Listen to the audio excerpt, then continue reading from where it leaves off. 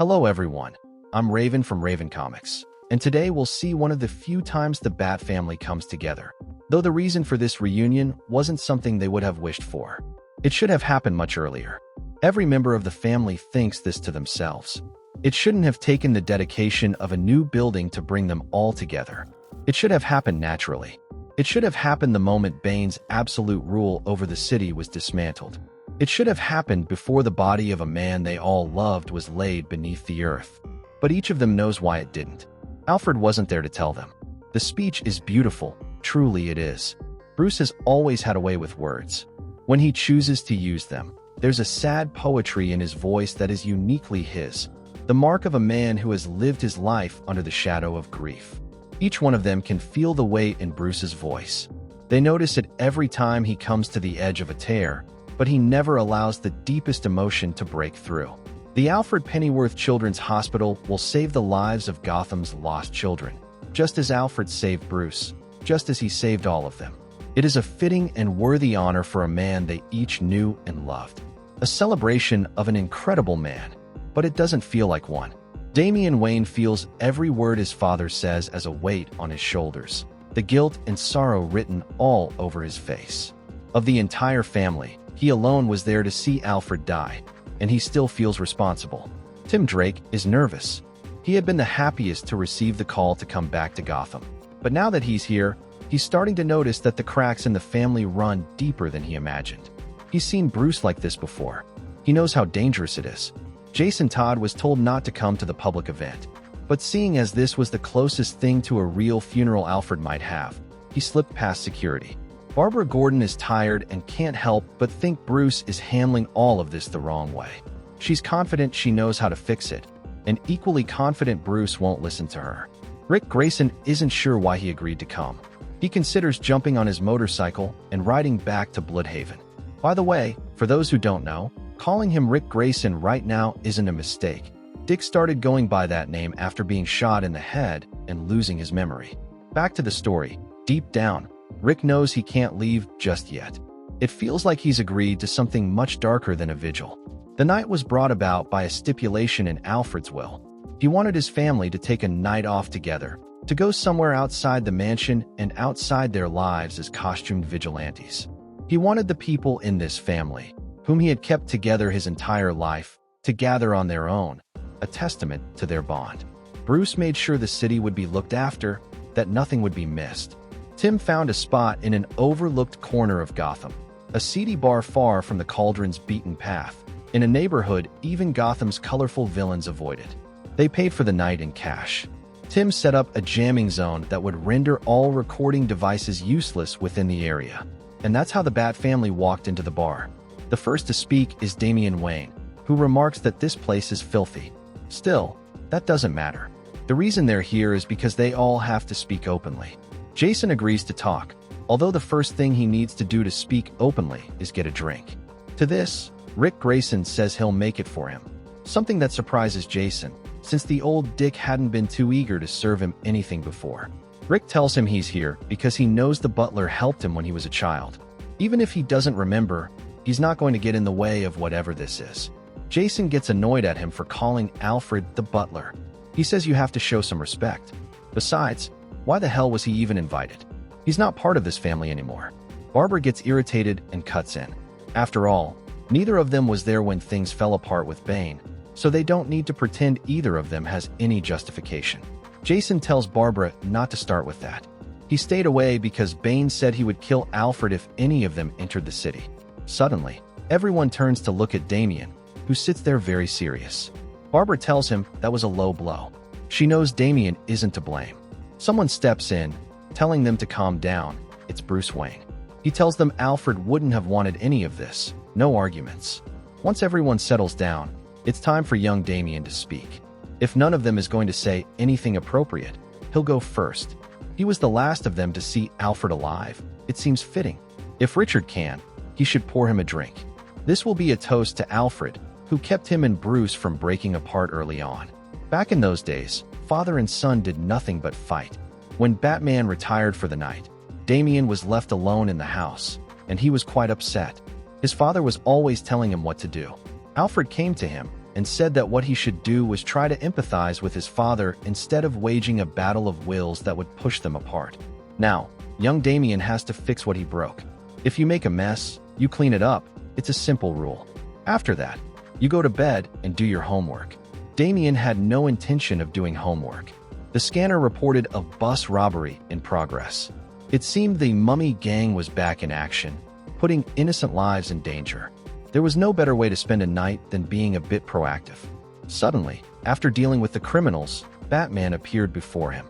To Damian's surprise, it wasn't Bruce, it was Alfred.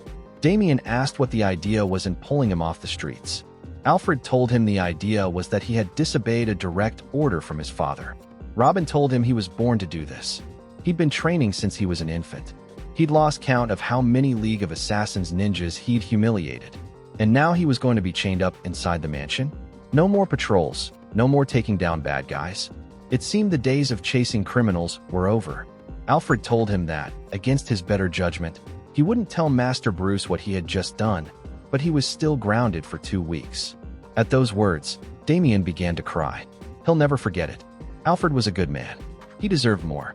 Damian knows what everyone is thinking. They believe this is all his fault, and they're right. He forced Bane's hand, and that hand broke Alfred's neck. He can still hear it. He should have been able to stop it. He should have been more. He doesn't see the point in any of this. He's going to leave, and it's better if no one follows him. The next to propose a toast to Alfred is Tim Drake.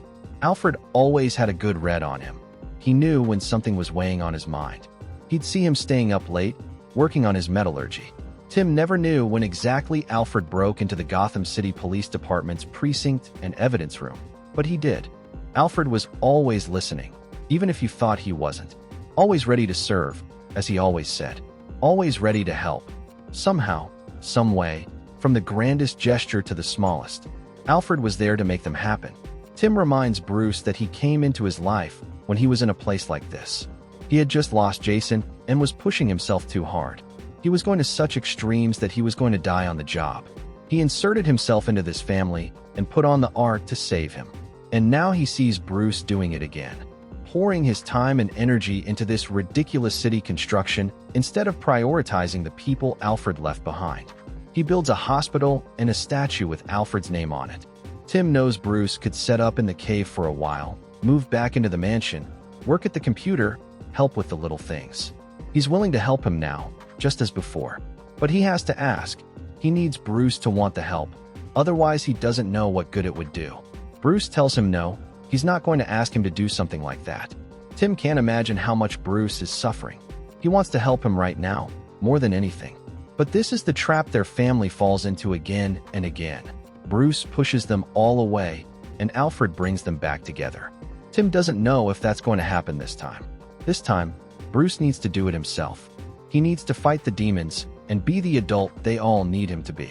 This all stinks, but deep down Tim knew it. When they lost Alfred, they lost Bruce too. Tim Drake's words end, and it's Jason Todd's turn. Long ago, Jason had a talk with Alfred, telling him that he was a constant reminder of the son who went bad, who couldn't be controlled, the one who didn't give a crisp, quick greeting when he walked through the door. Alfred told him yes, there's a lot of anger between them, but Jason left of his own free will. No man is an island, and not even Jason should be one. Jason told him he didn't fit into the Wayne dynamic, never did, never would. Alfred showed him a weapon and told him these would fail him in the end.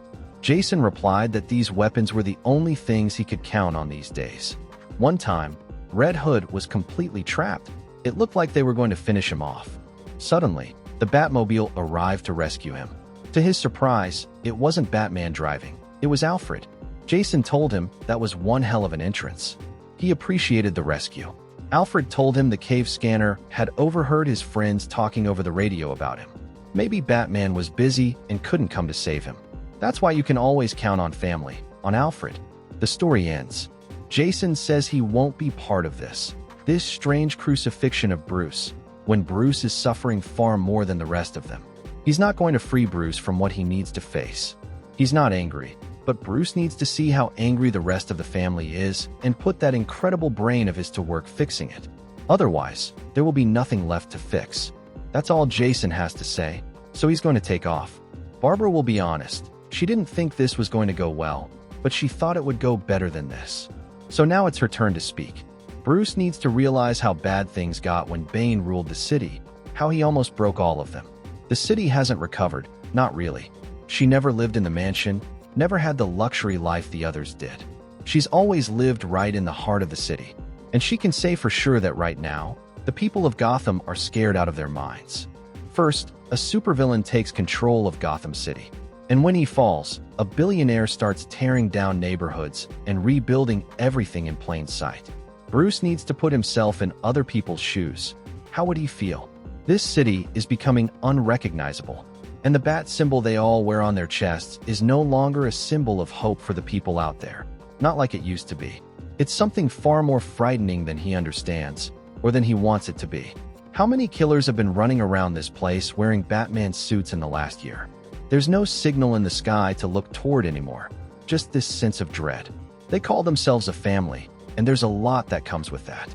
There will always be bad times. There will always be mistakes. But each of them needs Batman right now. They need the man who inspired them to become the best versions of themselves. They need the best version of Bruce Wayne so they can heal. Bruce doesn't say anything. He just stays silent. Barbara gets frustrated and tells him to react. He has to say something. He has to react for Alfred. He has to remember how Alfred always found a way to celebrate something special in each of them. Because no matter what happened, Alfred always found a good moment. One day, she and Alfred had climbed a mountain. When they reached the top, Alfred pulled out a small cupcake. It wasn't Barbara's birthday or anything like that, but he wanted to celebrate the anniversary of when she left spinal rehabilitation. What she accomplished after the doctors said she would likely never walk again was something incredible. Barbara's words end and she grows sad. It's Rick Grayson's turn, only there's a problem. He doesn't remember anything about Alfred, but he can tell Alfred sounds like he was a great person. He wishes he could have known him better. He'd like to tell a story about something they experienced together. But, as mentioned, he doesn't remember. So Batman tells a Nightwing story instead. There's no competition here. This is the one. The story Dick told happened some time ago. Dick said he could feel sadness radiating from Alfred on the same date every year. He wasn't himself. Dick was worried. So one night, he finally followed Alfred to Park Row, aka Crime Alley. There Alfred stood, and after a prayer, he dropped a few roses. Nightwing was waiting in front of him. He told Alfred he was craving a chocolate milkshake. For Alfred, this was a wonderful idea. A little while later, Nightwing asked why he had left the flowers. It might not be the date of their murder, but it was a more special date. Alfred told him that today was the wedding anniversary of Martha and Thomas Wayne. He preferred to celebrate their union and all the happiness and civil good it brought to Gotham, along with a baby who would go on to do amazing things for his hometown. When the murder happened, Alfred wasn't in the city. The family had given him 5 days off. While he was resting, he got the news. The Waynes had been murdered. So he rushed to the manor to try to comfort young Master Bruce. All the while, his mind kept replaying how he'd told Thomas over and over that he had plenty of time to get to the airport and pick them up from the movies.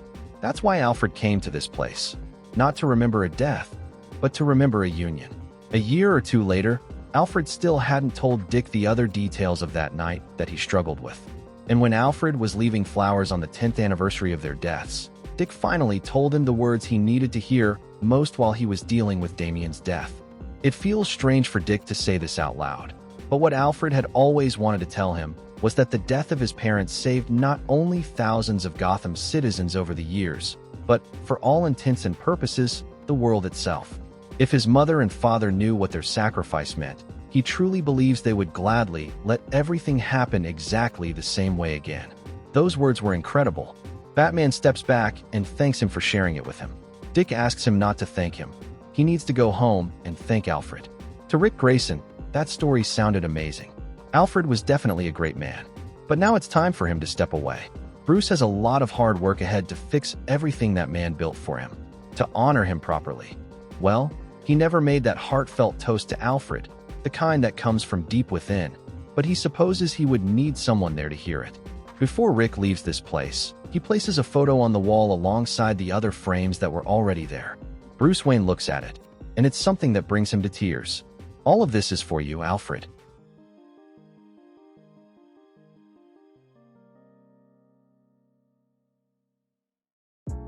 Thank you very much for watching this video.